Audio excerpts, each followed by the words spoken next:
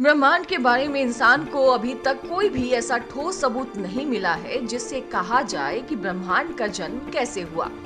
कुछ सबूत मिले हैं, लेकिन उनके बेस पर पूरे सच को जान पाना असंभव है। अब तक विस्फोट का सिद्धांत ब्रह्मांड की उत्पत्ति के संदर्भ में सबसे ज्यादा मान्य माना गया। यह सिद्धांत बताता है कि कैसे आज से लगभग 13.8 अरब वर्ष पूर्व एक अत्यंत गर्म और घनी अवस्था से ब्रह्मांड का जन्म हुआ होगा।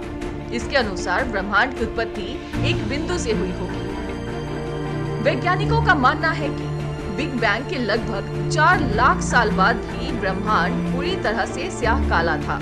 उस वक्त कोई तारा या मंदाकिनी का जन्म भी नहीं हुआ था।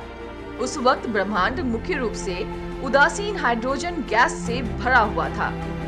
इसके कुछ 50 या 100 मिलियन वर्षों तक गुरुत्वाकर्षण ने धीरे धीरे अपना कार्य करना शुरू किया और इन उदासीन गैसों को एक क्षेत्र में एकत्रित किया, जिसके चलते वह क्षेत्र काफी घना होता चला गया और अंत में इन घने गैसों समूहों ने तारों का रूप ले लिया और तारों का जन्म हुआ। ब्रह्मांड के बारे में इंसान को अभी तक कोई भी ऐसा ठोस सबूत नहीं मिला है जिससे कहा जाए कि ब्रह्मांड का जन्म कैसे हुआ। कुछ सबूत मिले हैं, लेकिन उनके बेस पर पूरे सच को जान पाना असंभव है। अब तक विस्फोट का सिद्धांत ब्रह्मांड की उत्पत्ति के संदर्भ में सबसे ज्यादा मान्य माना गया। यह सिद्धांत बताता है कि कैसे आज से लगभग 13.8 अरब वर्ष पूर्व एक अत्यंत गर्म और घनी अवस्था से ब्रह्मांड का जन्म हुआ होगा। इसके अनुसार ब्रह्मांड की उत्पत्ति एक बिंदु से हुई होगी। वैज्ञानिकों का मानना है कि बिग बैंग के लगभग 4 लाख साल बाद ही ब्रह्मांड पूरी तरह से स्याह काला था। उस वक्त कोई तारा या मंदाकिनी का जन्म भी नहीं हुआ था।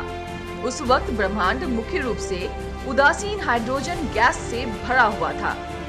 इसके कुछ 50 या 100 मिलियन वर्षों तक गुरुत्वाकर्षण ने धीरे धीरे अपना कार्य करना शुरू किया और इन उदासीन गैसों को एक क्षेत्र में एकत्रित किया, जिसके चलते वह क्षेत्र काफी घना होता चला गया और अंत में इन घने गैसों समूहों ने तारों का रूप ले लिया और तारों का जन्म हुआ।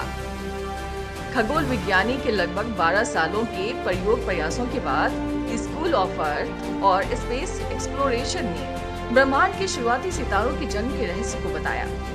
शोधकर्ता जुड बोमन की खगोलविदों की टीम ने रेडियो संकेतों के उपयोग कर बताया है कि ब्रह्मांड के जन्म के केवल 180 मिलियन वर्ष बाद ही प्रथम तारा का जन्म हो गया होगा।